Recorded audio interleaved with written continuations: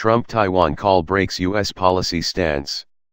Donald Trump's team said he congratulated Tsai Ing-wen on becoming president of Taiwan in January. U.S. President-elect Donald Trump has spoken directly with the president of Taiwan, breaking with U.S. policy set in 1979, when formal relations were cut. Mr. Trump's transition team said he and Tsai Ing-wen noted close economic, political, and security ties in a phone call. The move risks angering China, which sees Taiwan as a breakaway province. Chinese Foreign Minister Wang Yi dismissed the call as a petty trick by Taiwan, Chinese state media said. What happened?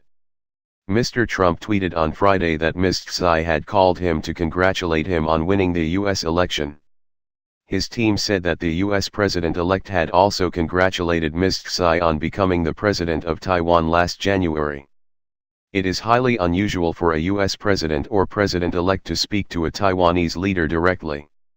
Following media reports pointing out the risks of angering China, Mr. Trump tweeted, "Interesting how the U.S. sells Taiwan billions of dollars of military equipment, but I should not accept a congratulatory call."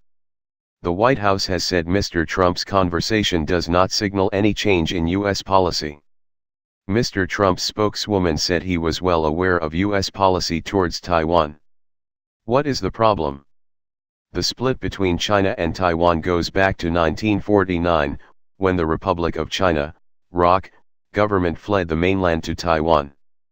After 1945, it held China's seat on the UN Security Council and was, for a while, recognized by many Western nations as the only Chinese government. But in 1971, the UN switched diplomatic recognition to Beijing and the ROC government was forced out. Only a handful of countries now recognize Taiwan's government. Washington cut formal diplomatic ties with Taiwan in 1979, expressing its support for Beijing's One China concept, which states that Taiwan is part of China. China has hundreds of missiles pointing towards Taiwan, and has threatened to use force if it seeks independence. President Tsai, Taiwan's first female leader, led the Democratic Progressive Party, DPP, to a landslide victory in the January 2016 election. The DPP has traditionally leaned towards independence from China. President Tsai's administration does not accept the One China policy.